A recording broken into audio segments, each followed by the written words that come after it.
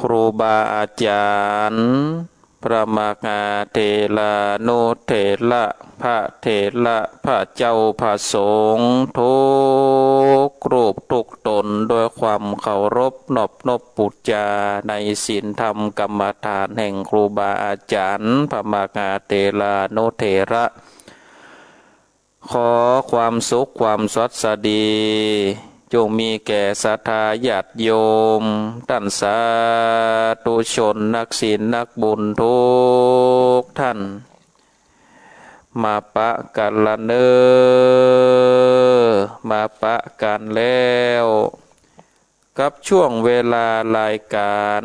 มรดกธรรมพื้นบ้านล้านนากับตนตัวแห่งอัตมภาพพระครูสังฆรักษ์ธนอัตรัตนสิริเจ้าอาวาสวัดหาลิกาลาม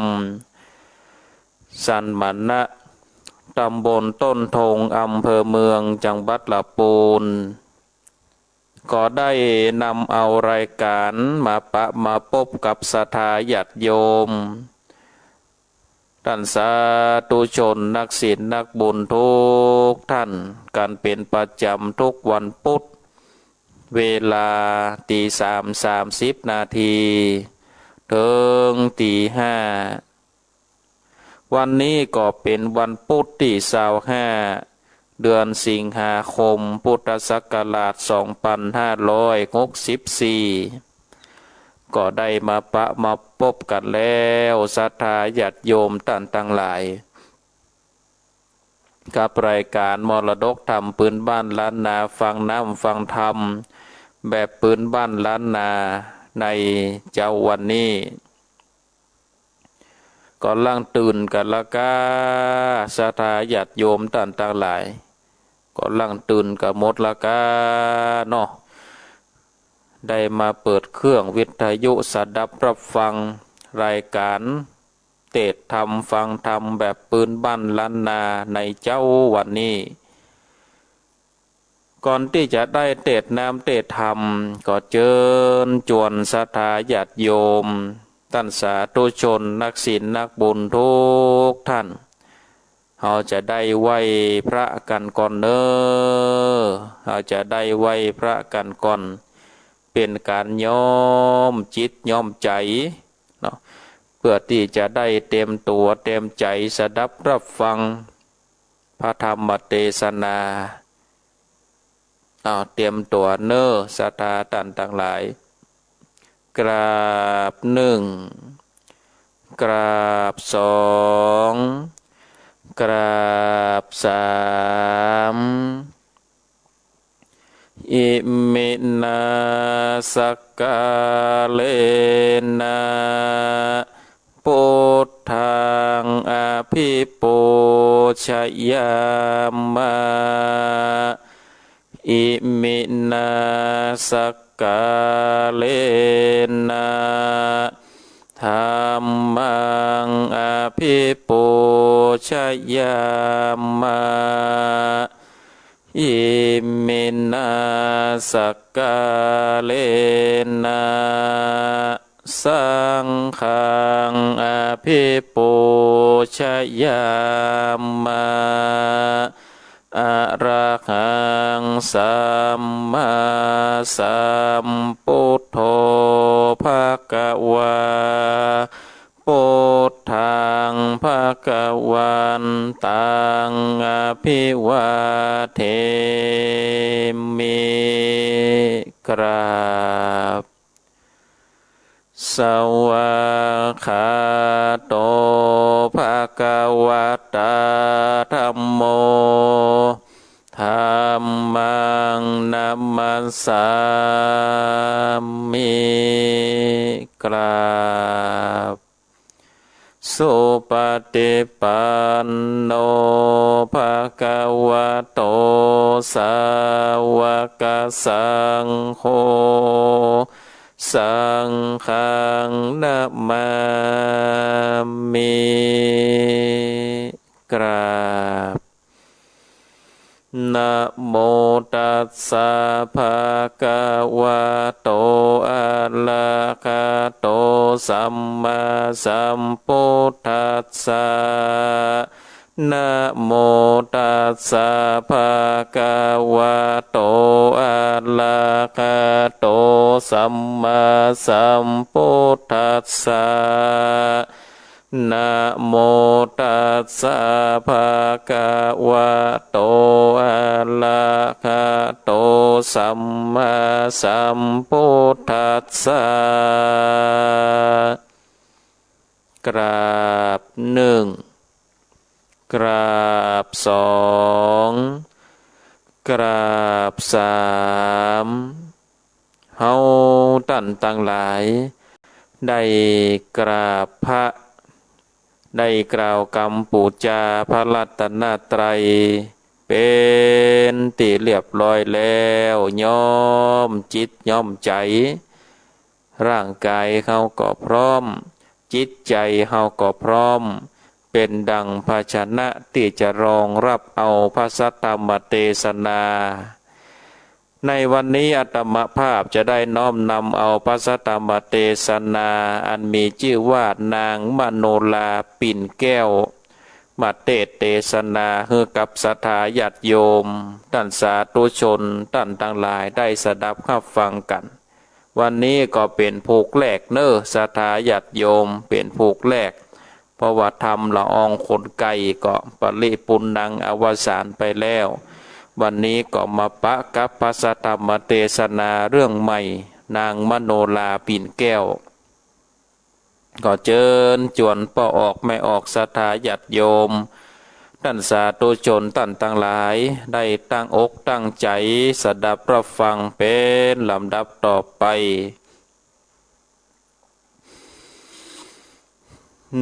นะโม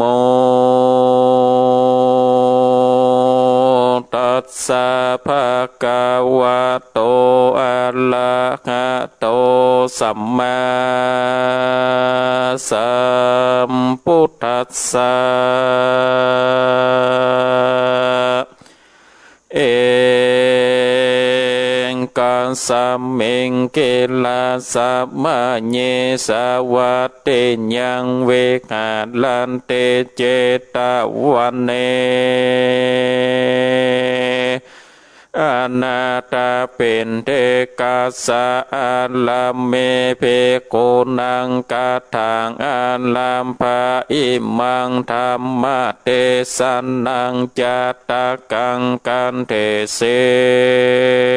เตสะตะโวนโดลาสะโปเลสะทั้งหลาย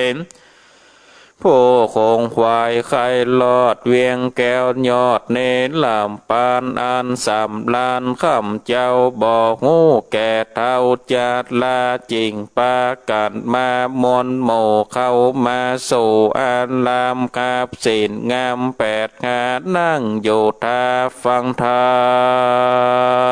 มจงดาจำแต่ตนติดสืบสนถึงไปจากเป็นอุบายเตื่อมกรรมเกิดลวงล้ำภัยมารได้เจยบานไปแน่คือเกิดจันฟ้าคงสวรรค์สุขคืนวันบอกขาดในภาษาทเมืองบนหรือเกิดเมืองคนโลกลาบอดตามจ้าเครื่องเกสัมปติมีบอดไรดูตั้งใจตามใจโลกาภัยใหญ่น้อยบอดจองหอยกาญามีโงบโสภาบอดเศร้าอายุ100ขวบเขาเป็นไม้สัตตาลายมวนโมดจงตั้งภาษาทอยู่ดาฟัง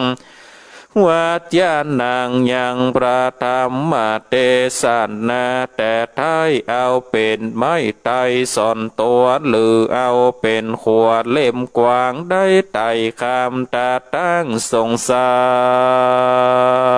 ร โสจงแปลงใจเจยบานจื่นจอยโต้ยตามถอยกองธรรมบัดนี้แดดเตอเอกังสัมมัญยังมีสัมมัญญากาศลาคาบหนึ่งใสพระติไวสัพปัญโยตนมีโมโตแผ่กว้างตอนสัตว์อยู่ข้างสงสารพงสำลา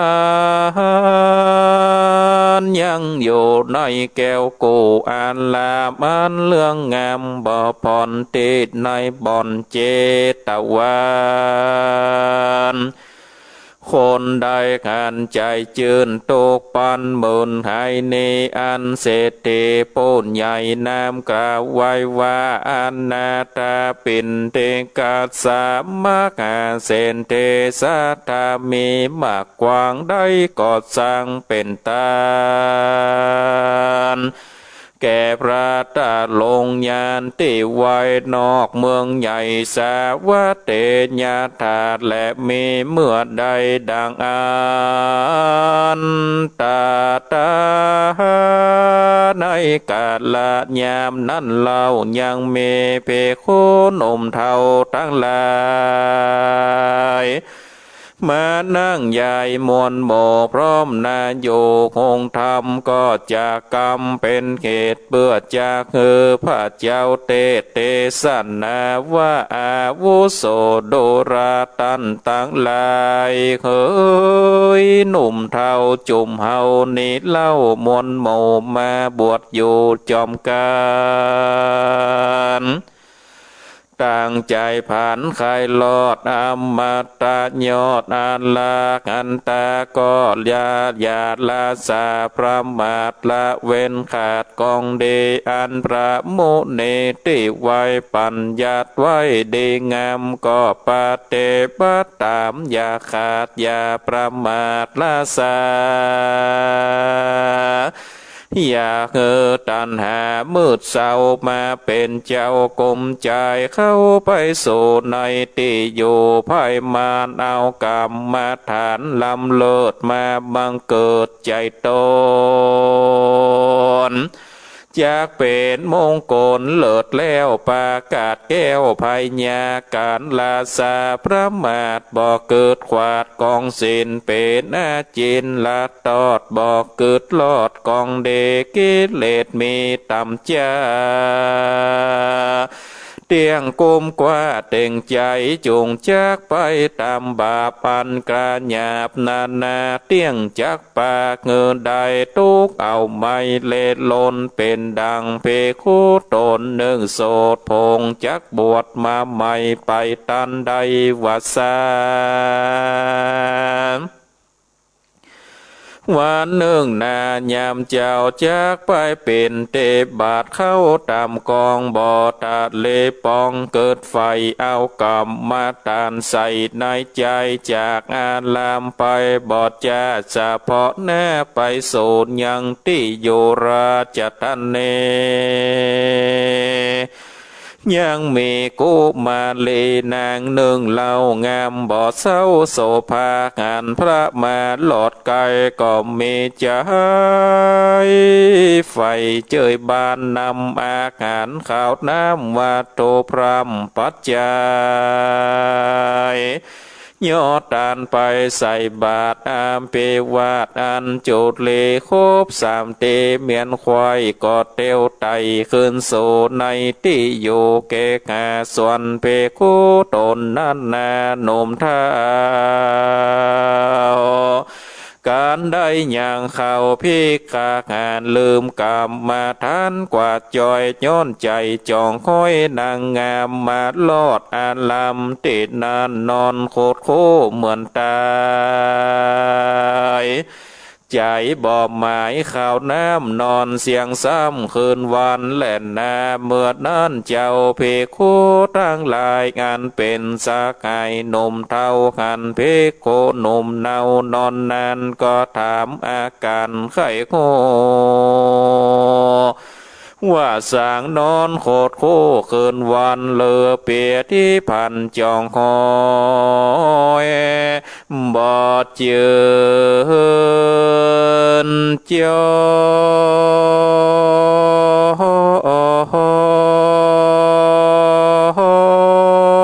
ในตัวเป็นเจ็บหัวคนต้องเลิศทุกโศกต้องสันใดขอจากใครบอกเล่าคืองูเก้าขีดยาติดนั่นนาเปคู่ตนนมเนาก็เล่าแต่เก้าสุดไป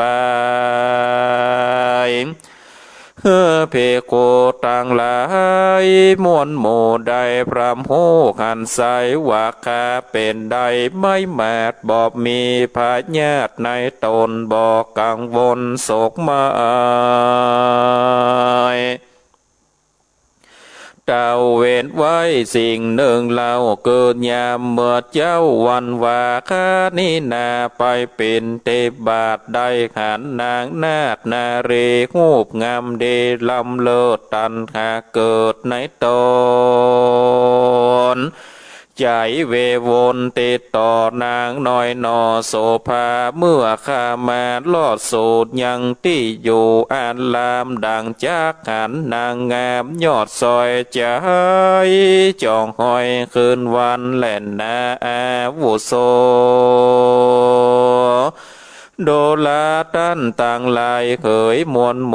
กันได้พร่ำโหดเล็งหันจุงปากันเกิดลอดถึงยังยอดกรรมมาทานอันกิเลสมันถอยร้ายตันหาใหญ่มวลดำอยากฮือบางอำจางจองไปในแข่งกองหัวใจปั้มเป่งทำไปจ้าใจจากป่าเกิดได้เจยบานดังพระตัดลงยานเป็นเจ้าได้บอกเล่าสอนมาว่าคนผู้ใดนาประมาทละเว้นขาดกรรมมันทานเกณฑ์เลนซ้ำมันยามจาตันหากระจังไรเตียงกุมใจจองคอยไปตั้งถอยเครื่องเกตุกปามีบอกเหือดใดไม่เดือดเลนลนเป็นดังเพโคตนบวชใหม่นั่นแหละนาอาทาโคพังเก้าวาเตสังวาจันนางสุตตัวในกาละนั่นใสพระติไวตัดลงยานพ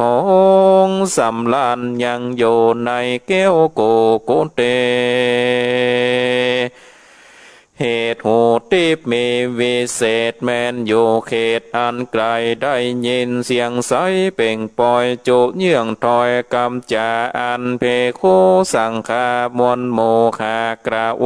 จากการพระเล็งหันเป็นเกตจากกวนเตเตสนาจิงได้สันเดชมาบอดจาอยู่ตอนนาเพโคตั้งลายพระบุญภายตนผ่านแผ่วการนั่งแล้วเหนืออาสันนาจริงใครจะทำเล่าเสื่องเจ้าเพโคตั้งลายว่าเพกะเวโดราเพโกมวลโมอันนั่งอยู่ใหญ่ใหญ่ตันตั้งหลายใหญ่น้อยใครกล่าวถ้อยสั่งจากันเข้ามาจวนใส่ลวดยังไว้บอดเจียนจาดนั่นจาเมื่อนั้นเจ้าเพโคตนหนึ่งสายก็ย่อมือไว้ตนสาไข่ขีญาเล่าเก่าบอกพระเป็นเจ้าตามมีพระมุนีกูดแล้วก็ไข่คาโอบแก้วเตสันนาว่าพิกเวโดราเพโกทั้งหลายอย่าเกิดใจหมายเล็งโลเข้าไปสู่ตันหาเขามีศรัทธาออกบวชแล้วลวดปั้มเป่งทำจุ่มเงินคำจังมาสัมปติกวาดนันนาสวะวังลาตัดขาดเป็นเจือจาดโปติญาณ เอากามมาทานพาเสดมาบังเกิดในใจปั๊มเป่งไปจันใจจางปาเกิดได้สวนสันเดกันว่าโจมนาเรศโลกไตมีบอดไล่ลายลามมีหูบงามลายแลนับบ่อแป้สั่งกัญญาหากเขาลาใจสอดบ่อเกิดลอดกรรมมาทานกิเลสสับมันตัวต่อยย่อมจองคอยกุมใจเกิดลงไหลเข้าโซในที่อยู่ตังวายได้ลำบากลายโศกเศร้าดังนาคผาดเจ้าโบนลานอาเตตากา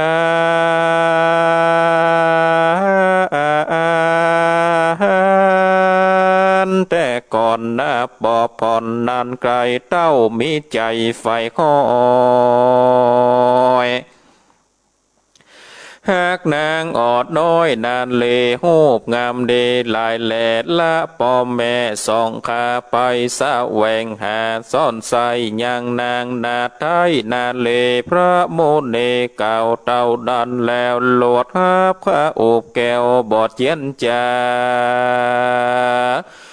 หากเป็นพระเวณีมาแต่เก่าแข่งพระพุทธเจ้าจูตนและนาเตนั้นนาเจ้าเพคุตนองค์อาจก็อาภิวาทนามาสการว่าอาติตานิทานหลวงแล้วอันพระโตนแก้วไข่มาเพคูสังฆามวลโมนยังไปคูสันได้ก่อพระจุงไข่ก่าวแตงคือคูแจงตามมีนแดดเตอเบื่อนานพระสัพพัญญูพระพุทธเจ้า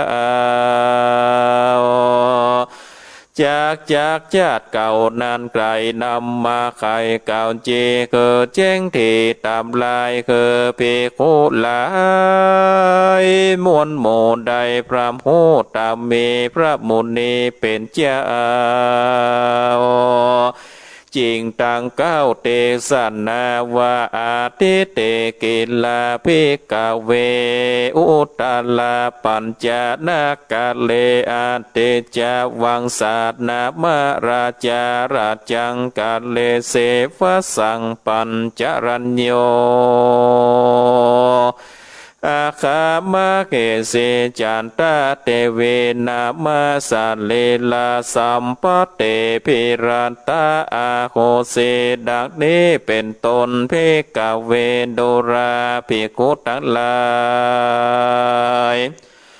ผู้คงควายไข่หลอดอามมันตายอดเนตลาปันแต่เมินนานนักโสดลายกับโกดวาสารยังมีปัญญาโต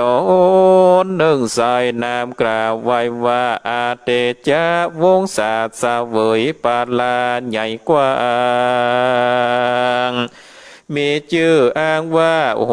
ตละนากรมีสายสมมอนน้อยนาดเกินนางราชมาเกษีชื่อจันตาเตวียอดซอยงามเจินจ้อยโสภาละขานาปาเสดมีสินเกิดกับต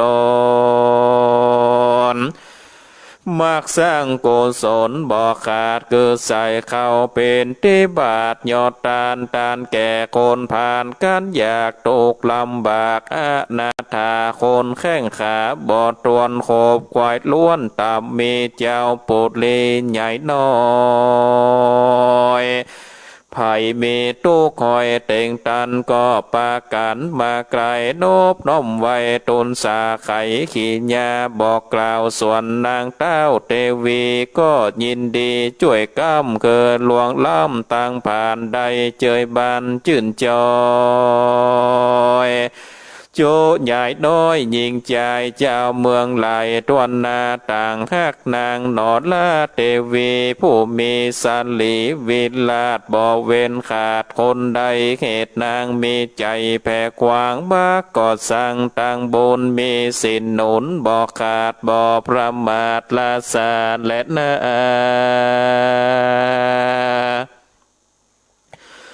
โสลาจาอันว่าเต้าอาเตจาวงศาสาเวยปาลากว้างใหญ่บอกฮ้อนไม่เครื่องเกตเตจะมีผับดาวร้อยเอ็ดดาวขาบสมปานโจรไปมานโอบาทบ่มาปาดเบียนคุยข่าวน้ำมีลายแหล่ลูกไม่แผ่ทมทอ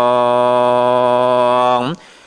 คนเตี้ยวกองลาดลาดบอกโหขาดนันเนืองจุ๋มเจ้าเมืองใหญ่น้อยอยู่จืนจ้อยเจยบานสุกสามลานควายของโค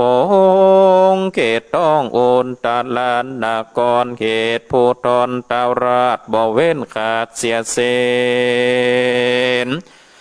เป็นอาจีนเกิดหลอดบอดลาตอดกองทำจริงโศกนำโจมโพบ่เวนกู้ยิงใจเต้าบนภายเตลาดโยภาษาเศร้าเวยเสกับเทวีนมนาวลายขวบเขาวัดสาโคงปาลากว้างใหญ่โล่งเลืองควายเวียงใจคนแดนไกลมาลอดกันข่าวตอดทหารก็ปาการเล่าเศร้าไปผับเด้าอาณาแลนนาตันตาในกาละนั่นลาวหนอพระเจ้าโปรติญาณพงสร้างสมปันบอกขาดในภาษาตุสินดามนนำหนามบ่อน้อยพระยอดซอยเล็งขานยังผิวพันโตเก่าวัดดูมนเศร้าเสียนเสดอกไม้เมกอมเกินเกยยกยืนปูจาบาดเนนาเกี่ยวมานตั้งกิ่งการและใบหนอจอมไตงูควายวัดเตียงจากไก่ไก่กาจากตูสิดาเตตองลงสู่ข้องเมืองคนดอดตัดสามปนเล็งพอผู้กวนเป็นปอบุญนาตั้งมันดาปอทายในโลกได้จมปูก็หันเต้าบนโจติลาดโยดองอาจอาเทจวงศาตั้งมันดาเม็ดยาวงามบ่อเศร้าจันตะเทวีในปุรีเวียงกวางน้ำเก่าอ่างอุตุลนกรอันว่าสองโพธรนั้นเราเคยเป็นแม่เจ้าเดิมมาหนอปุตตาโหดแล้วก็กาดแก้วภายพันจากสวรรค์ที่อยู่ลงมาสู่เมืองคนเอาปาฏิสนกำเนิดในต้องนางผู้ผาเสดเทวีแลนาสาราติญาส่วนนางเทวีน้อยนาดนอนในภาษาใส่สียามรอยตีเตียงคอนนางน้อยอ่อนฝันขานปูนดีอาศจันหลายแหล่ฝันว่าอาทิตย์แผ่รัศมีใสงามดีส่องแจงไปตัวแข่งโลกามนุษย์สาตวนเต้าต่างของชาวเนืองนานแล้วปากันกลมกล่าวไว้อาทิตย์นั้นเล่าจูคนแล้วอาทิตย์ก็วนไปควายขายเข้าไปป่าใหญ่ดงเรใด7 ปีเป็นหมอกจริงปีกปอกขึ้นมานางบนนาน้อยนาดนอนในภาษาหอจานหลับแล้วฝันหยาบโยงลวดสานดงแล้วตื่นบ่อแจงจื่นหอดละไทยรีบเร็วไวล้างนาไปหาเจ้าฟ้าพวกควันไขกำฝันนั้นเล่าบอกเต้าเจ้าตามมีเต้าโปนลียศอาจฟังนางนาดไขจาปิจาลานาดูเขตจะเกิดอาเพศเขืองเขหรืออันเป็นดีไปนาตนเจ้าฟ้าผาปาลาดยินสังกาแต่ลาวจิงเรียกอามาดเก้าหมอดตวายมาตำนายดูเขตเกิดแจ้งเจสังกาการหมอโกลามาลอดก่อไว้เต้ายอดหอคามเอาเป็นตำไว้ว่องขีดเป็นจ้องไปมา โดยเลขโหดละแต่ไทยเอา108ใส่3 ขันตามตำนานแต่เก้าอามาตย์เท่าหมดไว้ก็โหดังหมายแจ้งที่เหมือนดังที่ตาขันก็เลี้ยวปันบอดจ้าไว้เจ้าฟ้าตูนสาว่าคานแดบมาหาราจันเจ้าโต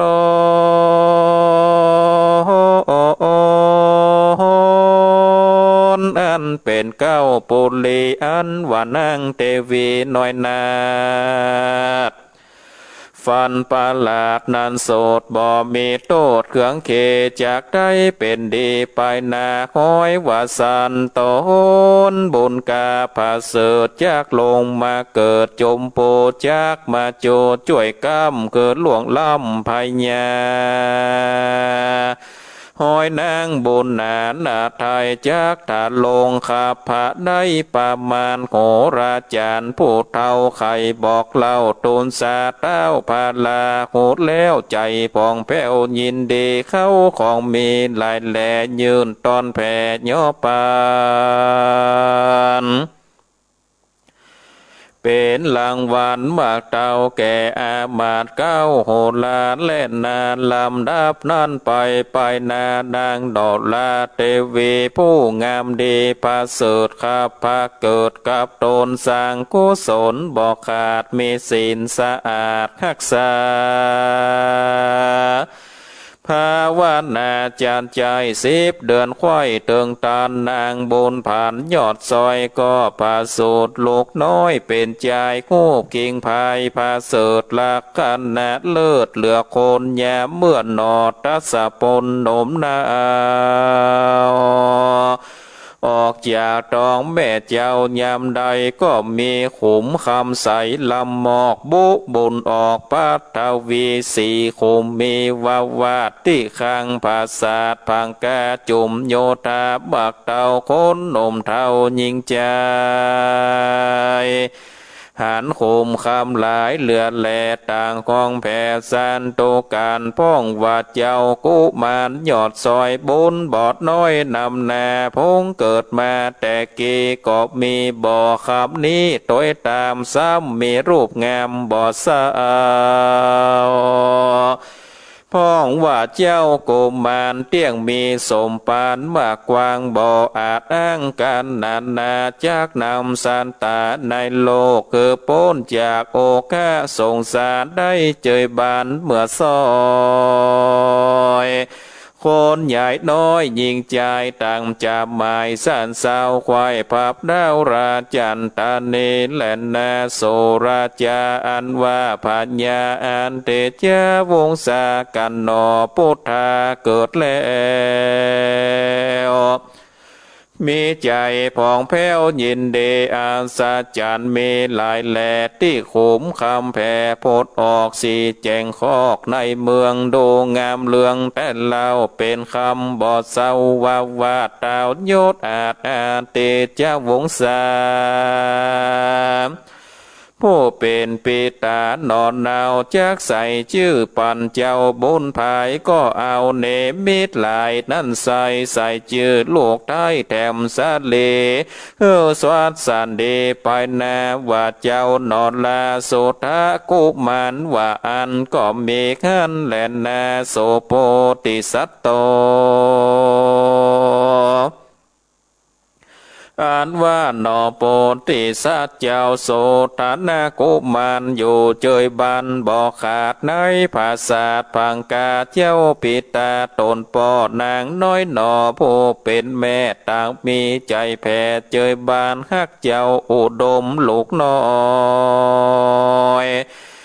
บอกตามก้อยมองผ่านนอตาลงยานที่ไวบ่มุ่ยไข่หนาวในบ่เป็นใดสักสิ่งจากจำเลิศยิ่งเร็วปันปีเดือนวันปันจอดต่อเต่ารอด16 ปี หนอโมนเนยอดซอยเกิดขาก้อยไปมาว่าเฮาเนนาพงใหญ่เป็นโลกดาวไทยทานลงเมืองลุ่งเรืองใหญ่กว่าคนอยู่สร้างหลวงลายเกิดเป็นชายหนึ่งจาดปล่อยว่าขาดสปาสิปานักผาจาบอกเล่าว่าเกิดมาเปล่าเสียนโซนคนข่าวโจรปากใสกล่าวยอดย้ายไข่จ้าว่าเต้ามีหูตาหนวกบอดเจ๋งรอดอันใดเขตนั้นเขาควรไปนาไปขาตนบุญกล้าอาจารย์ผู้มีมนต์คานลายแหลขอต้านแผ่เมตตาสอนสาปาสิปามวลโมคือใดพระหูตำมีหนอมุนีเกิดแล้วใจผ่องแผ้วเจยบันก็ไปนามาสการขับไหวบอกดาวไทยปิตาตั้งมันดาแม่เจ้าขายบอกเล่าโจประการก็มีหันและนาเนที่ตั้งขีญาสางวานนาวิเศษจากของเขตมโนลาปิ่นแก้วผูกเก้าก็บังคมสมเลสเด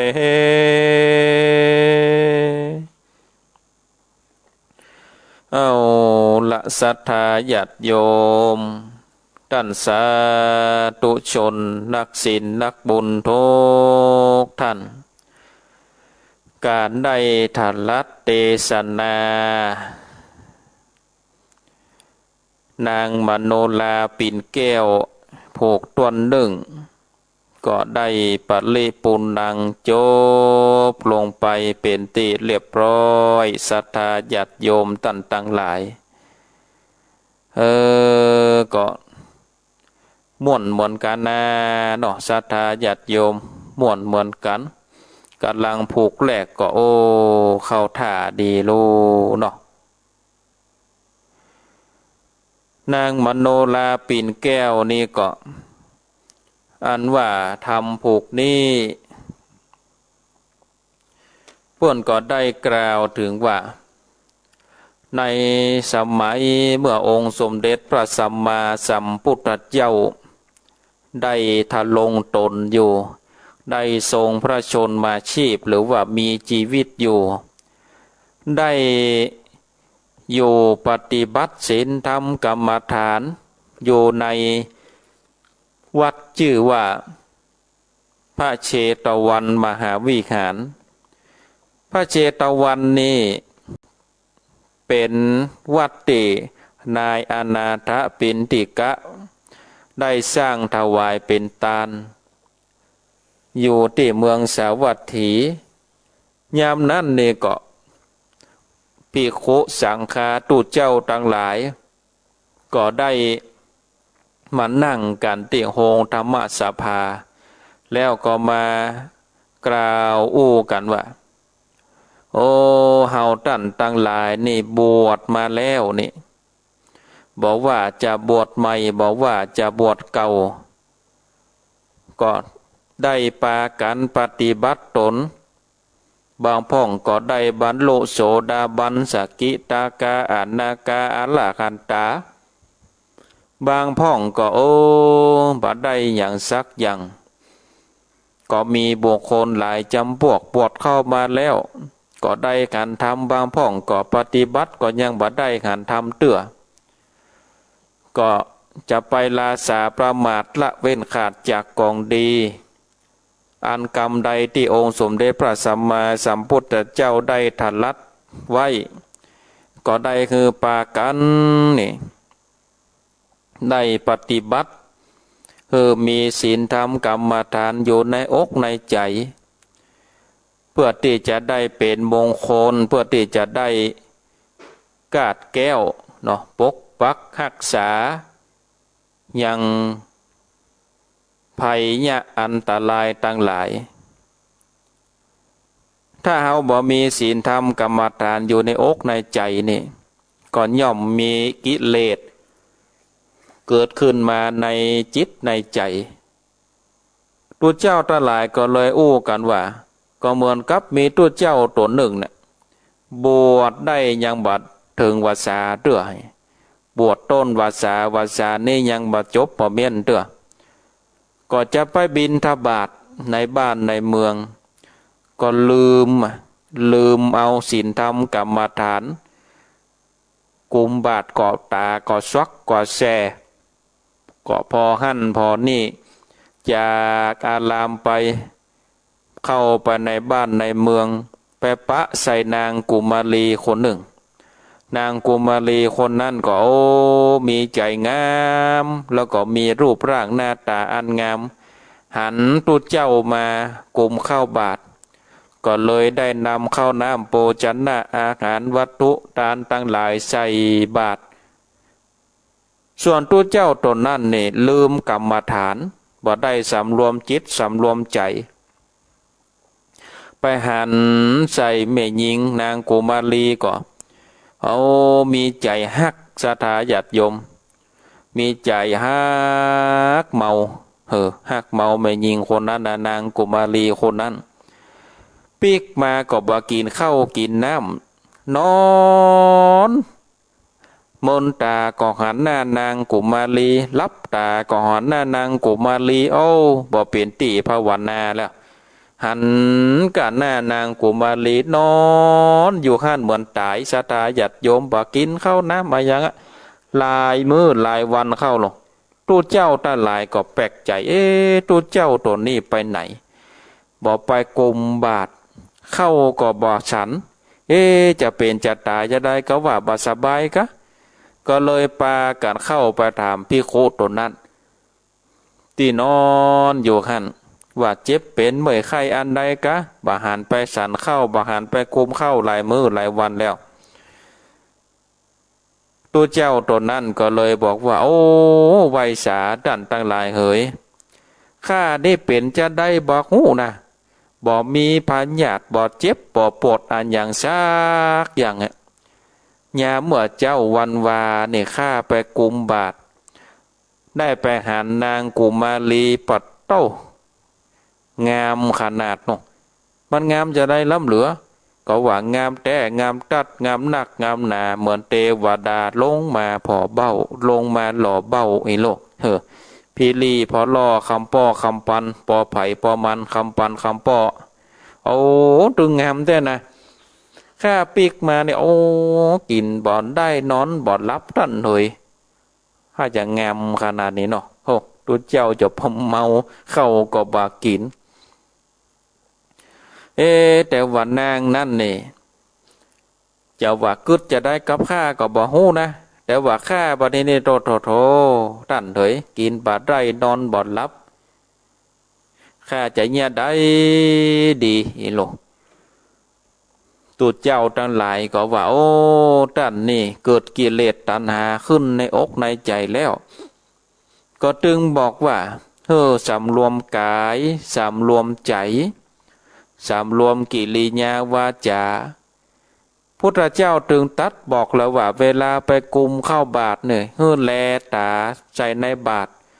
บ่อันก็พอเวลาเฮาเตียวไปนี่ก็พอหน้าไปเนาะสัก2 ศอกก้มหน้าพอหนทางไปจะไปเหลววกเหลววักจะไปพอขั้นพอนี่แสคนนั้นห้องแสคนนี่มันบาถูกต้องเฮาเป็นสมณะเฮาต้องสำรวมเวลาเปิดใส่เข้าบาทเปิดบาทแล้วตานี่ก็แลพอในบาทจะไปพอหน้าป่นคนนั้นงามคนนั้นบ่งามจะไปพอหน้ากาท่านลืมศีลธรรมกรรมฐานเนี่ยปีกมาก็เลยเป็นกิเลสตัณหามาบดมาบังในจิตในใจแน่แล้วจะฮื้อค่าเนี่ยใด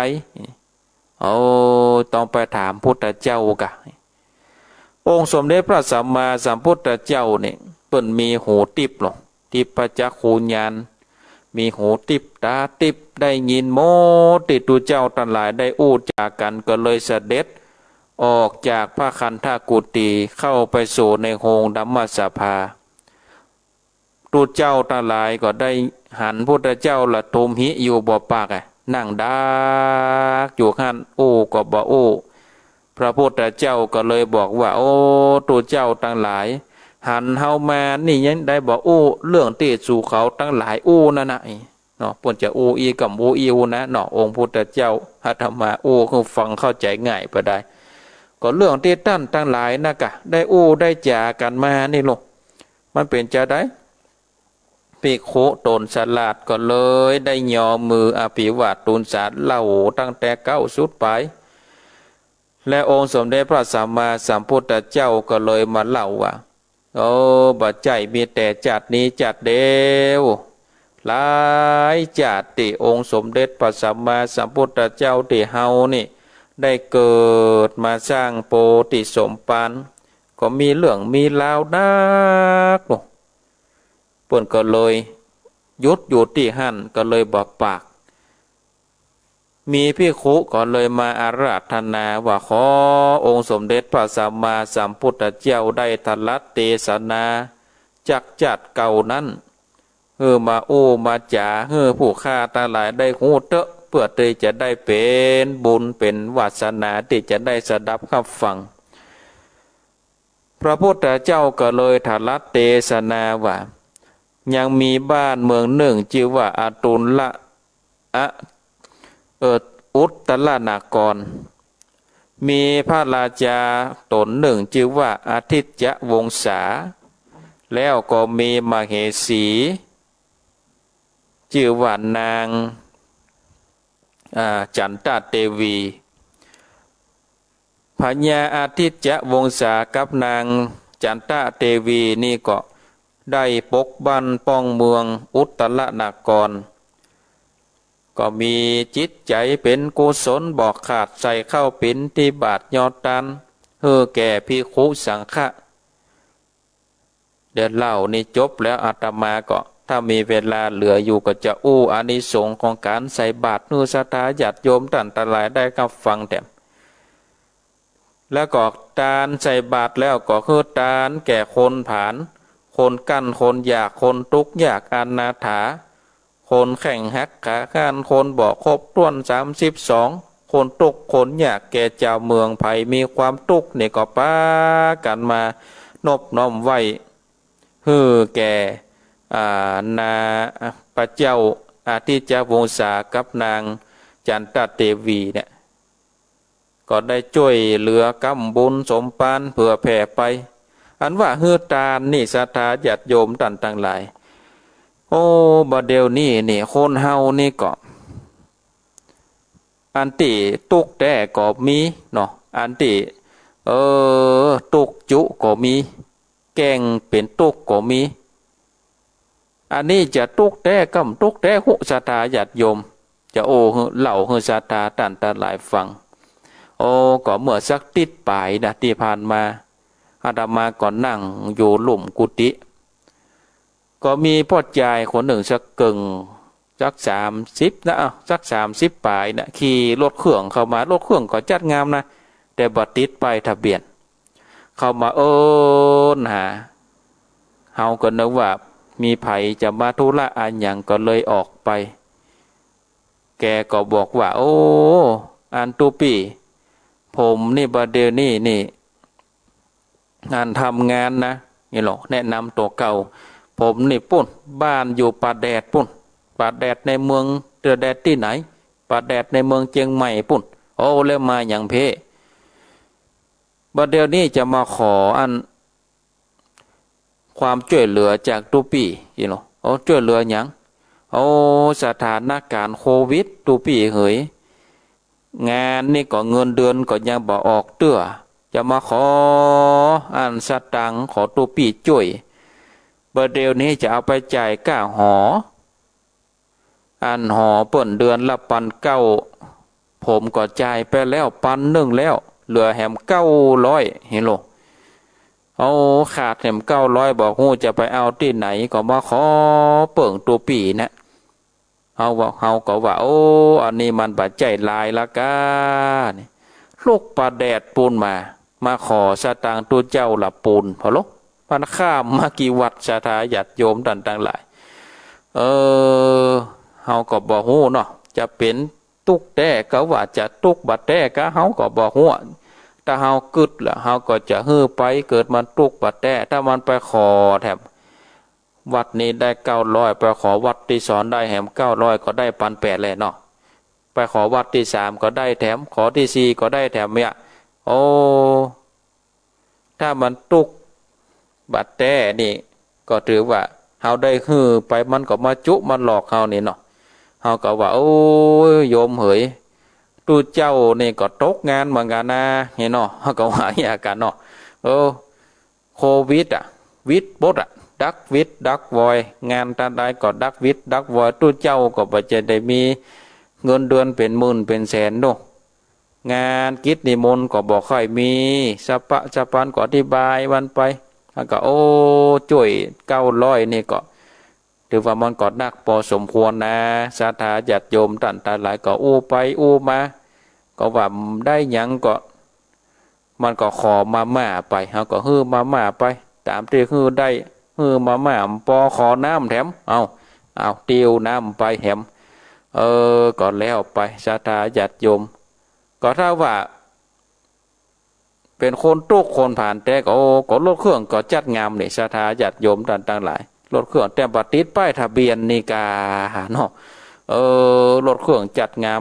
อาตมาก็ลักพอด้านหลังบัดติดป้ายทะเบียนก็ขี่ไปขึ้นไปทางเหนือเพราะจะไปวัดได้ต่อก็พวกจะได้ที่ไหนได้ก็บ่ได้ถามอันเนี้ยศรัทธาญาติโยมต่างๆหลายจะตุกแต่ก็ว่าบัดตุกแต่ก็ว่าจะได้บ่ฮู้เนาะถ้าเฮาฮื้อไปถ้าบ่เกิดจะนักก็เป็นอย่างนะแต่ว่าหลังๆมันนี่มันไข้มันนำไปศรัทธาญาติโยมมันไข้เจือลำไปบดคนหนึ่งมากับเรื่องโควิดเนี่ยผมตุกเนี่ยเงินเดือนก็บ่พอจักแน่ก็บ่ถึงหลังจักหลังก็บ่ถึงหน้าถึงหันตู้เจ้าเป็นธนาคารเนี่ยศรัทธาญาติโยมก็มาถึงนางจันตาเทวีกับพญาอาทิตยวงศาเนี่ยเพิ่นก็ได้อยู่ปกบ้านปองเมืองแล้วก็มาถึงว่าคืนหนึ่งนี่นางก็ฝันหันศรัทธาญาติโยมมาฝันหันว่าหันนั่นคนตั้งหลายนี่ปากันไหวพระอาทิตย์ลงพระอาทิตย์ขึ้นใหม่แล้วก็ล่วงไปเนาะล่วงไปจนถึงตกคนก็ปากันไหวถึงวันนางก็สะดุ้งตื่นนะศรัทธาญาติโยมเกิดมาแล้วก็จะเป็นเหตุให้เหตุดีจะใดจะเป็นจะใดนั้นก็คับข้องใจศรัทธาบอกว่าจะไปปรึกษาไผก็เลยเข้าไปไหว้พญาอาทิตยวงศาว่าไหว้สาพี่อ้ายเหยข้าฝันว่าหันพระอาทิตย์ปุ่งขึ้นมาในปโตมีรัศมีส่องแจ้งไปตรวจโลกคนทั้งหลายปากันไหว้พระอาทิตย์นะเนาะไหว้พระอาทิตย์นั่นไหว้ตะวันนั่นแล้วไหว้อยู่ขั้นจนถึงตกเลยจะเป็นเหตุการณ์ร้ายดีอย่างใดอ้ายว่าจะได้พญาอาทิตยวงศาก็กึดบัดตกจะเป็นอย่างใดเด่นเนาะก่อนเนาะอันเอาอามาตย์มาเอาโหราจารย์มาเอามาตำนายตรายพอรู้ว่าจะเป็นอะไรหยังโหราจารย์ก็เอากระดานมาขีดเป็นจ่องมาคิดบวกลบคูณหารตามที่โบราณอาจารย์เพิ่นได้สั่งได้สอนไว้ก็เลยได้ทำนายไปว่าไหว้สาป่อพญาแม่พญาเป็นเจ้าบ่ใช่เรื่องหายเนอะอันนี้เป็นเรื่องดีต่อไปนี้นี่จะมีละอ่อนมาปฏิสนธิอยู่ในท้องของพระแม่เจ้าละอ่อนคนนี้บ่ใช่ละอ่อนธรรมดาเนอะเป็นละอ่อนผมมีบุญนะเป็นผู้มีบุญเป็นตนบุญกำแล้วจะลงมาเกิดเนี่ยมาสร้างบารมีธรรมอันนี้ได้ตำนายตวายเนาะตำนายนางจันตเทวีได้มีความสุขใจบ่ต้องทุกข์ใจเป็นเรื่องดีตนบุญจะลงมาเกิดแน่นอนนางก็ได้ยินหนังอ่านแล้วก็มีใจยินดีก็รักษาศีลรักษาธรรมบอกขาดกังวาจาก็รักษาศีล8แล้วก็มันใส่บาตรยอตานไป การ10 เดือนมาไข่แล้วนางก็ได้ประสูติลูกมาโอ้เป็นชายมีลักษณะงามยามเมื่อเจ้ากุมารเกิดมานั่นก็มีขุมคำ4 ขุมเกิดขึ้นที่ข้างปราสาทโอ้คนทั้งหลายก็ปากันเล่าลือว่าเจ้ากุมารนี่เป็นเจ้ากุมารตนบุญอย่างที่โหราจารย์เพื่อนใดทำนายตายไว้แน่นอนเพราะว่าเกิดมาแล้วก็มีขุมคำแดงนี่พดออกมาถึง4 ขุมก่อนเอาเป็นตนบุญแน่นอนอัศจรรย์ใจขนาดนี้ลูกแล้วก็อยู่มาแต่บ่เมินพญาอาทิตยวงศาก็ใส่ชื่อลูกว่าสุทธนะกุมารสุทธนะกุมารก่อนอยู่โดยเนาะอยู่โดยปีวันเดือนผ่านไปก็อายุได้16 ปีเจ้าอาทิตยวงศานางจันทเทวีก็ปฏิบัติปัดโปจนเจ้ากุมารอายุได้16 ปีก็เกิดว่าโอ้เฮานี่เกิดใหญ่มาแล้วบ่มีความรู้อะยังเตื้อก็สมควรที่จะได้ไปเสาะว่าหาอาจารย์ผู้ที่มีความชำนาญในศิลปะวิทยาต่างหลายต่างๆนานาแล้วจะเนี่ยได้ก็เกิดว่าสมควรเนาะที่จะออกไปเนาะออกไป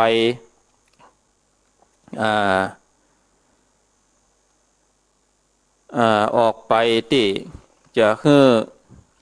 คนต่างหลายไปหาอาจารย์เนาะได้สั่งได้สอนอันนี้ก็ทำเรื่องนี้เพื่อก็จบลงไปแต่อีสถาญาติโยมต่างหลายอันนี้ก็เป็นธรรมนางมโนลาปิ่นแก้วผูกต้นหนึ่งจะเป็นจะได้ต่อไปก็เจิญจวนสถาต่างหลายได้ติดตามรับฟังในผูกต่อไปในวันพุธแน่ปุณเด้อสถาญาติโยมแต่วันพุธหน้าปุนาไม่ใช่พุธนี้เตื้อพุธหน้าปุนก่อนผูกต้น2ก่อยเตดสนาเฮือกับสถาญาติโยมต่างหลายได้สดับรับฟัง ตะกี้อู้ค้างไว้อันนี้ส่งการใส่บาตรอันนี้ส่งการใส่บาตรนี่ก็ครูบาใจเนี่ยวงศา พัฒนาหรือว่าครูบาเจ้าวงวัดพระพุทธบาทห้วยต้มได้เทศนาไว้ได้ได้จ่าไว้ว่าวันหนึ่งสมเด็จพระผู้มีพระภาคเจ้าได้ประทับสถิตสำราญอริยบทในป่าเชตวันนอารามได้ปราโลภพระธรรมเทศนาแสดงอานิสงส์การเอาเข้าใส่บาตรเมื่อมีภิกขุมาบิณฑบาตผู้ใดได้เอาเข้าใส่ในบาตรภิกษุสงฆ์ตนหนึ่งก็จะได้เสวยพระอานิสงส์คือมียศมีบริวารประมาณได้20,000ถ้าใส่บาตรสามเณรก็จะได้บริวารได้11,000ถ้าได้ฮือตาลฮือแก่ยาจกขอตาลทั้งหลายจะได้ยศบริวารกับ1ฮือตาลแก่สัตว์เดรัจฉานมีนกมีหมูมีกาเป็นต้นย่อมได้เสวยอานิสงส์กับ1กับมีบริวารประมาณ5,000 คนอันนี้ปรากฏอยู่ในมาลัยสูตรพระพุทธเจ้าได้แสดงพระสัทธรรมเทศนาแก่ปริษัททั้ง4มีภิกษุเป็นประธานว่าดุจภิกษุทั้งหลายในอดีตการล่วงพ้นไปแล้วนานนักในภัทรกัปนี้มีพระพุทธเจ้าเกิดมา5 พระองค์องค์หนึ่งชื่อว่ากกุสันทะองค์ที่2ชื่อว่าโกนากมนะองค์ที่3ชื่อว่ากัสสปะองค์ที่4ชื่อว่าโคตมะแล้วแถมตนหนึ่งก็จักชื่อว่าอริยเมตไตรในสมัยเมื่อพระพุทธเจ้านามว่ากัสสปะได้บรรลุอภิเษกสัมมาสัมโพธิญาณเป็นพระพุทธเจ้าได้สั่งสอนเวนยสัตว์ทั้งหลายเพื่อเข้าสู่เวียงแก้วคืออมตะมากาเนลปานอายุพระพุทธเจ้ากัสสปะได้20,000 ปีก็จะนิพพานดังนั้นคนทั้งหลายได้20,000 ปีก็เช่นเดียวกัน เมื่อนั้นยังมีทุกขตะก็คือคนยากคนจนสองคนสามีภรรยาอยู่ในเมืองปราณสีนางผู้เป็นสามีนั้นมีรูปโฉมนมพันวรรณะอันงามกวนเป็นนางเต้าพญาแต่นางก็ได้เป็นคนทุกข์ยากไร้เขียนใจบ่มีเข้าของสมบัติใดๆแม้นว่านางทุกข์ยากฉันใดก็ดีนางก็ยังมีศรัทธาแล้วก็มีปัญญาหมักนักส่วนทุกขตะผู้เป็นสามีก็เป็นผู้ที่มีความตณีที่เหนียวหาศีลหาธรรมบ่ได้หาศรัทธาปัญญาบ่ได้บอกหูว่าการอันจักเป็นประโยชน์แก่ตนและเป็นคนพาลในวันหนึ่งนางทุกขตะผู้เป็นภรรยาก็มาล่ำเปิงว่าเฮาเกิดมาในจัดนี้ก็เป็นคนทุกข์ยากไร้เข็นใจหาข้าวของบ่ได้ก็เพราะว่าบ่ได้เงินทานบ่ได้รักษาศีลบ่ได้ฟังธรรมในจัดก่อนจัดนี้ก็เลยเกิดมาเป็นจะอี้คนตาหลายผู้มีข้าวของสมบัติก็เพราะเขาได้คือวัตถุสิ่งของเป็นตาลแต่จัดปังก่อนดังนั้นเฮาก็ควรจะคือตาลรักษาศีลฟังธรรมในจัดนี้กึดแล้วนางก็จวนสามีว่าเฮาทั้งสองเป็นคนทุกข์บ่มีข้าวของสมบัติเพราะว่าเฮาทั้งสองบ่ได้ทำบุญบ่ได้คือตาลบ่ได้รักษาศีลบ่ได้ฟังธรรมก็ได้เกิดมาเป็นคนทุกข์คนยากเฮาทั้งสองจงไปทำบุญฮือตารักษาศีลพร้อมด้วยตั้นตั้งหลายเตอะแม้ว่าจะทำน้อยก็ยังดีผลบุญที่กระทำก็จะได้ขันผลตันตาในจัดนี้เมื่อใจทุกขตะผู้เป็นสามีได้ยินภรรยาได้กล่าวแล้วก็โคตรก็กล่าวว่าโอ้นางนี่อู้กรรมอันหาประโยชน์บ่ได้เข้าของสัมปติเข้าติดยังจักกินก็ยังหาบ่ได้และจะเอาอะหยังไปตานแม้นว่าสูนี่สลากสูนี่ลวกคนเดียวสูกับไปคนเดียวเตอะข้านี่บ่ไปข้านี่เป็นคนบ่มีปัญญาก็ปล่อยให้ข้าอยู่บ้านนี่เตอะเห็นเนาะตัดพ่อต่อว่าภรรยานางภรรยาก็ได้ฟังดังอันแล้วก็ล่ำเปิงว่าโอ้ใจคนนี้เป็นคนบ่มีศรัทธาเป็นคนบาปคนหนาหาทำบ่ได้เฮาบ่ควรปฏิบัติดีต่อใจคนผู้ใจบาปเฮาปรารถนาถึงสุขคือยศสมบัติในจัดนี้ตลอดถึงจันฟ้าบาคาเนรปาน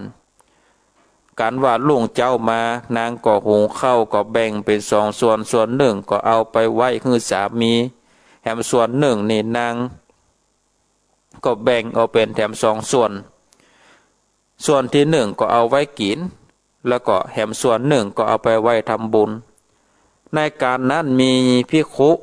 ซึ่งเป็นศิษย์แห่งองค์สมเด็จพระสัมมาสัมพุทธเจ้ากัสสปะได้ออกมาบิณฑบาตเดินมาถึงบ้านนางทุกขตะ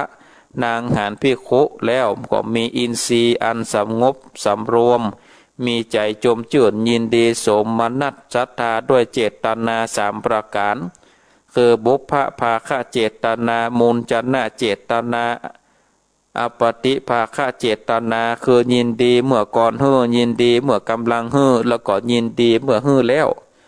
นางก็เอาเข้าส่วนติดโตเก่านั้นได้แบ่งมาใส่บาตรภิกขุเจ้าตนนั้นแล้วก็นั่งพนมมือขึ้นขอพรว่าตานอันใดอันผูกข้าได้คือแก่เจ้า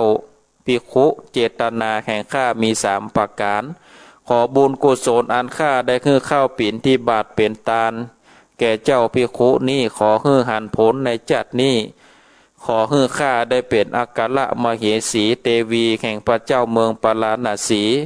เต็มประการหนึ่งข้าเกิดมาในภพใดจัดใดก็ขอฮือเกิดในขกูลอันบัวละมวลก็คืออันสมบูรณ์ด้วยข้าวของสมบัติมากนักอย่าฮือข้าได้เกิดมาเป็นคนทุกข์ยากไร้เข็นใจสักจัดเตอะตราบใดจนกว่าจะเข้าสู่พระนิพพานนางก็เอาเข้าใส่บาตรแล้วก็ตั้งความปรารถนาแล้วมหาเถระเจ้าตนนั้นก็อนุโมทนาของทานแล้วก็ว่านางเหยอันว่าความปรารถนาแห่งนางนั้นจักได้อุดมสมฤทธิเหมือนกับพระจันทร์เพ็งในวัน15 ค่ำนางก็ได้ดีอกดีใจที่พระมหาเถระเจ้าได้ฮือปอนแล้วก็ พระมหาเถระเจ้าก็ปีกคืนสู่ยังที่อยู่แห่งตนเมื่อนั้นแล้วก็มานางก็มาล่ำเปิงถึงกรรมกรรมปรารถนา ก็มาล่ำเปิงถึงการปรารถนาตีนางว่าขอเพื่อได้เป็นอัครมเหสีแห่งเจ้า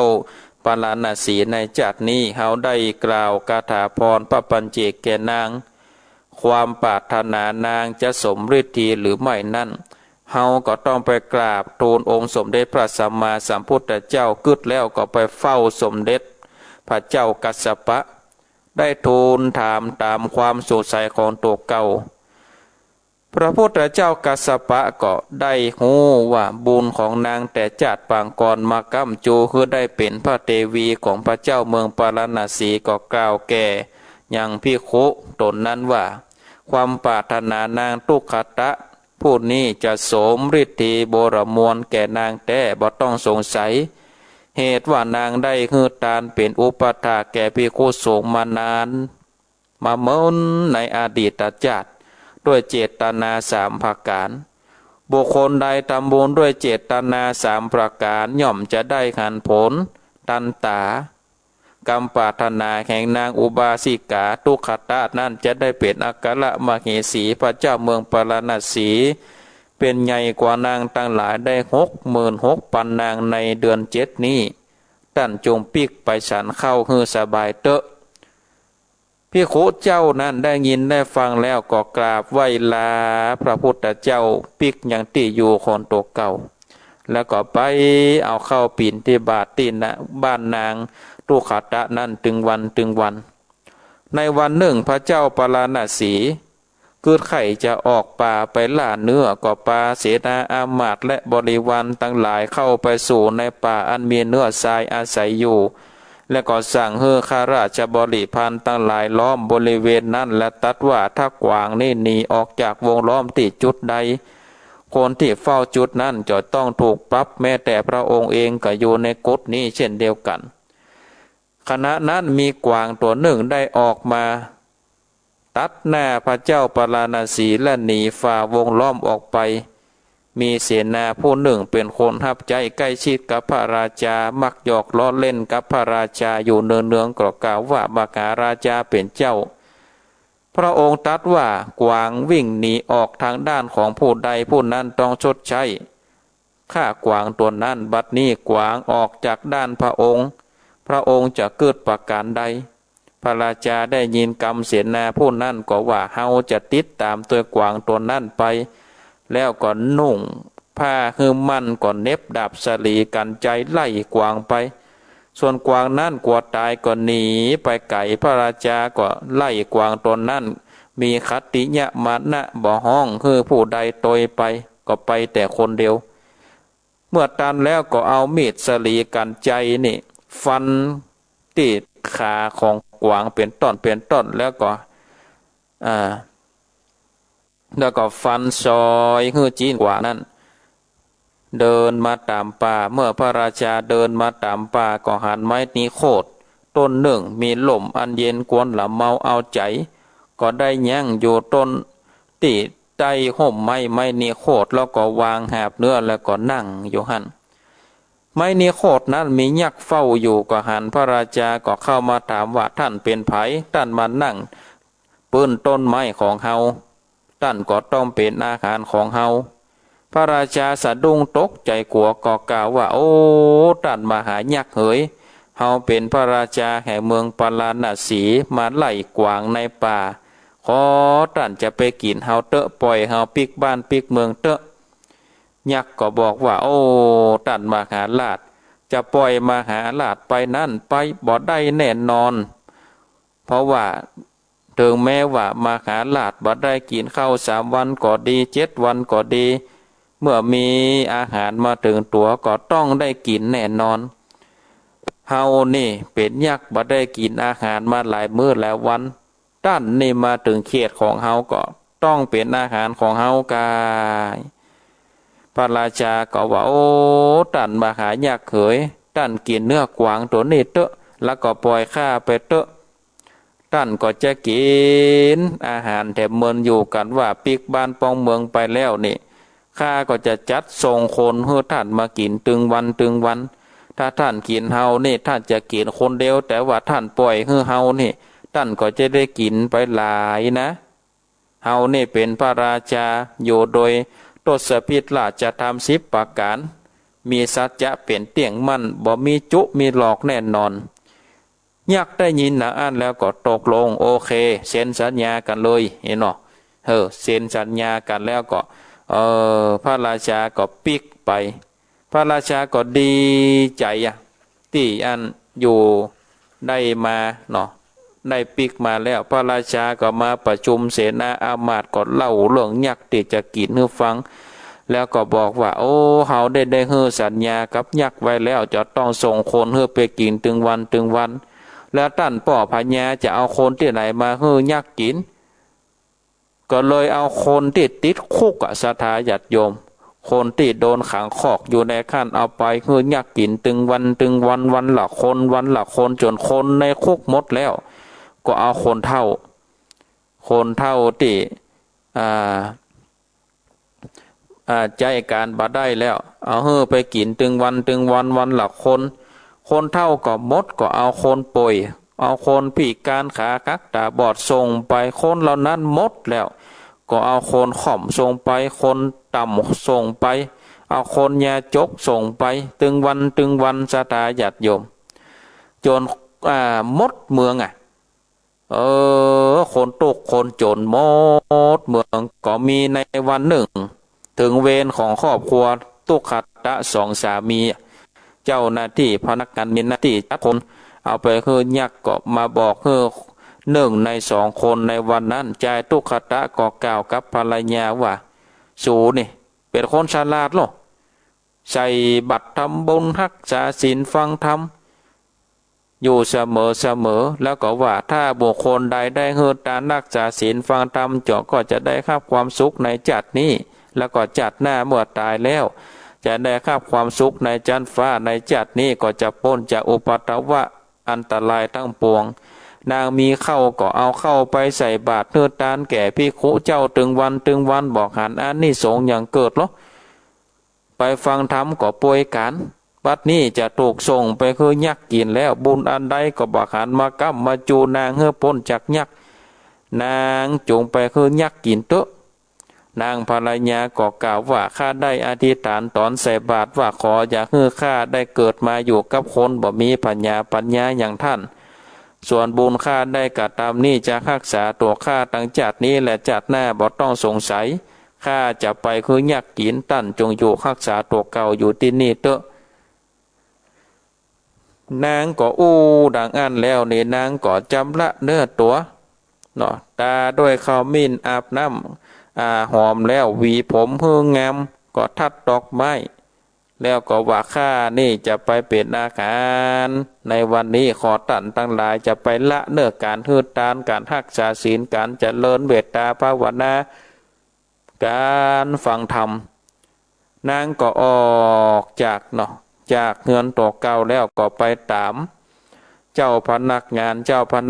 ก็พานางไปตามหนทางที่จะไปสู่ยันต้นไม้นิโคธของยักษ์ส่วนนางตุขัตตะเดินต่อไปก็เพื่อที่จะไปยังไม้นิโคธนั้นเมื่ออีทก็เข้าไปยังอยู่ใต้ต้นตาลที่ข้างตางนางก็ห้องเพลงก็มียักษ์ตนหนึ่งที่อยู่ในต้นตาลได้ยินเสียงครับซอของนางก็เข้ามาถามว่านางผู้ขาดทุกข์บ่ได้นางมีวรรณะอันงามอันใสมีความยินดีมากนักเพราะเหตุใดนางก็ตอบว่าโอ้ตรัสมาหายักษ์ยังมีพระเจ้าปรณสีองค์หนึ่งส่งคนไปให้ยักษ์กินตึงวันวันละคนบอกขาดวัดนี้ก็มาถึงเวรของข้าจะไปให้ยักษ์กินยักษ์ตนนั่นก็กล่าวว่าโอ้นางผู้นี้จะตายนี่ก็ได้พิษแผกจากคนอื่นคนที่ไปตายบ่มีเหมือนนางสักคนที่ผ่านมานี่มีแต่ความทุกข์ความโศกเหตุใดนางบ่มีความทุกข์ความโศกเด็ดดอกไม้แล้วก็นั่งซออยู่ที่นี่บ่กลัวตายกะนางก็ตอบว่าโอ้ตรัสมาหายักษ์กิริยาอันข้ากระทำนี่เพราะว่าข้าบ่กลัวตาย ด้วยบุญกุศลอันข้าตั้งอยู่ในกองบุญก่อปอนด้วยศรัทธาย่อมระลึกถึงบุญอันข้าได้กัดตามแล้วได้คือทานรักษาศีลฟังธรรมได้จำเริญเมตตาภาวนาซึ่งจะส่งผลเนื้อข้าได้ไปถึงสุขในภพนี้และภพหน้าแม้นว่าข้านี้จะทุกข์ไร้เขียนใจข้าก็ได้ทำบุญกุศลอันจะได้สุขสมบัติยศและบริวารอันหนึ่งข้าได้ระลึกถึงคุณพระแก้วเจ้าทั้งสามประการมีคุณพระพุทธเจ้าคุณพระสัตตมเจ้าคุณพระสังฆเจ้าโดยกายวาจาใจอยู่ดังอี้ข้าก็ได้รักษาศีลอยู่ในวันพระขึ้น8 ค่ำ 15 ค่ำก็ได้ฟังธรรมอยู่บ่ขาดข้าก็อิ่มใจอยู่ในบุญนางก็เกิดวัดตายนี่ก็บ่เสียดายแล้วนี่เนาะตายก็บ่เสียดายแล้วก็ได้เฮือยักษ์ทั้งหลายฟังยักษ์ทั้งหลายยักษ์นั้นก็สาธุอนุโมทนาเนาะสาธุอนุโมทนากับที่ห้านแล้วนี่ก็ได้นางก็ได้เดินทางไปส่วนยักษ์นี่อยากจะกินนางก็บ่อาจที่จะอดอยู่ได้ก็เข้าไปใกล้นางด้วยบุญกุศลของนางที่ได้ปั่มเปงมาก็ทำให้ยักษ์ตนนั้นนี่รู้สึกร้อนบนไฟยักษ์ก็บ่สามารถที่จะกินได้ก็กล่าวว่าข้านี่กินนางบ่ได้แล้วขอนางปิกไปบ้านเถอะข้าจะแล้วข้าก็จะปิกไปอยู่ที่เก่าจะปิกไปได้จะใดพระราชาจะลงอาญาฆ่ากายยักษ์ก็บอกว่าท่านนี่เป็นคนมีบุญข้านี่บ่กินนะเนาะข้านี่บ่กินนี่ก็เลยเรื่องศีลเรื่องธรรมเนาะเรื่องศีลเรื่องธรรมทั้งหลายคือยักษ์ได้ฟังยักษ์ก็ได้ดวงตาขันธรรมศรัทธาญาติโยมท่านทั้งหลายแล้วนางก็จวนยักษ์ไปกับตัวเก่าเป็นสักขีพยานว่ายักษ์บ่ได้กินข้ายักษ์นี่จะบ่กินของที่มีชีวิตก็เลยจวนกันเข้าไปเฝ้าเมืองพระเจ้าเมืองปาราณสีพระเจ้าเมืองปาราณสีก็แปลกใจว่านางคนนี้ยังบ่ตายและยักษ์ที่กินอันคนถึงวันก็บ่กินนางก็ถามว่าเหตุใดยักษ์ถึงบ่กินนางก็เล่าให้ฟังเนาะเล่าให้ฟังแล้วก็ยักษ์ก็ปายักษ์ตนนั้นได้มาอยู่ในกองศีลกองธรรมศรัทธาญาติโยมท่านทั้งหลายแล้วพระเจ้าเมืองปาราณสีก็พระราชทานรางวัลเนื้อแก่นางเพราะว่านางนั้นได้ช่วยปกบ้านป้องเมืองฮื้อยักษ์นั้นได้ดวงตาขันธรรมเมื่อยักษ์ได้ดวงตาขันธรรมก็ได้บ่กินคนทั้งหลายในบ้านในเมืองก็บ่ตายเนี่ยศรัทธาญาติโยมท่านทั้งหลายพระราชาก็พระราชทานทรัพย์หลังจากพระราชทานทรัพย์แล้วนี่ศรัทธาญาติโยมก็ได้นำเอาสีวิกายมาขับเอานางตุขตะนั้นแล้วก็ได้เอาไปเป็นอากาละมเหสีเนี่ยศรัทธาญาติโยมท่านทั้งหลายถือว่าเป็นอานิสงส์แห่งการได้ถวายทานเนาะแห่งการได้ถวายทานเอาละศรัทธาญาติโยมมาเหลียวพอเวลาเหลือประมาณ15 นาทีจะเปิดสายเนอะศรัทธาญาติโยมท่านทั้งหลายจะเปิดสายคือกับศรัทธาได้โทรมาแจ้งผลการนับฟังโทรมาโทรมาจ๋าที่เบอร์โทรศัพท์0865878177อยู่ตังใดโทรมาได้เนอะศรัทธาโทรมาได้เลยอาตมาภาพเตทำนี่คือกับศรัทธาญาติโยมท่านทั้งหลายได้สดับรับฟังจะอยู่ตังใดจะเป็นจะใดก็ศรัทธาก็โทรมาได้เนอะ0865878177เจริญปอนกาพระชาเจ้าท่านพระครูยังแม่โทรมาจากวังห้วยการเจ้าห้วยการบ้านห้อง98.75ในชัดเจนเจ้าเข้มข้นเลยนะพวกกันพุทธหน้านี่พุทธในอยู่เนาะเจ้าพุทธหน้าก็ฟังกันต่อเนอเจ้า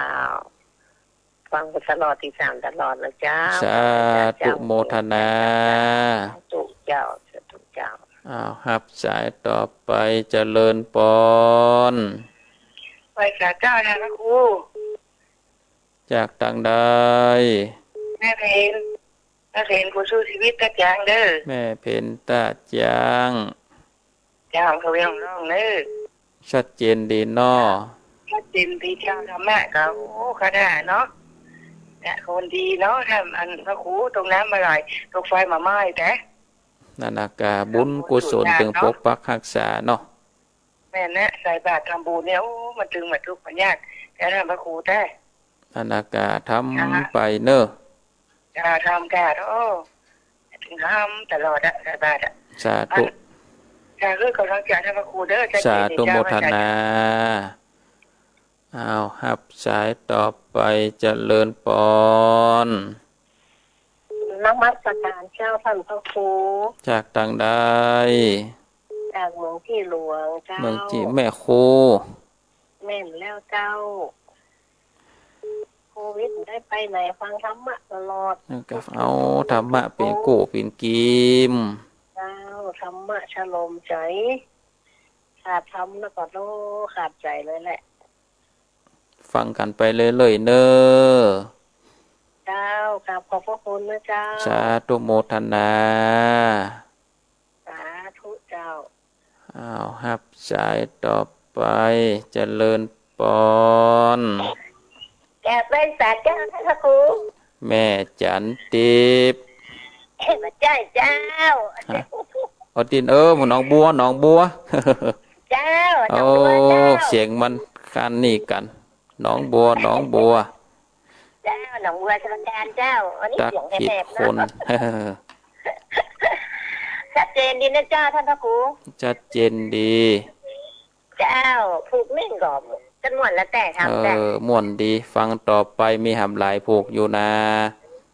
เจ้าที่3ตลอดนะเจ้าสาธุโมทนาเจ้ากับไว้สาเจ้าบุญฮักษานึกว่าแม่จันติบลืมไปจำเสียงงั้นแม่จันติบมันคล้ายๆกันเนาะเจริญปนครับผมกับภาษาครับท่านพระครูชัดเจนดีก่อครับผมบุญนี่ไผ่พอบหารเนาะเพียงเล็กน้อยก็สามารถหลอดตายได้เนาะท่านพระครูเนาะใส่บาตรก็หลอดตายนะเนาะพระเอาเนาะหน้ากับใส่บาตรก็หลอดตายครับจะได้กลับเป็นกำลังใจท่านพ่อครูนะครับเนอะสาธุโมทนาผมกับไว้สาครับไว้สาบุญรักษาผมบุญรักษาเหมือนกันครับฮับแถมสายเจริญปนแถมเจ้าท่านพระครูจากต่างใดจากควงฟ้าจนตองโม11เจ้าฟังเครื่องเป่าเจ้าพระเจนเลยเจ้าสาธุโมทนาเนอเจ้าทุกวันพุธเนาะท่านพระครูจอดเทศเนาะแม่นแล้วทุกวันพุธเจ้าไม่ใช่เจ้าบุญรักษาเนอเจ้าขออนุญาตยกหูก่อนเนอ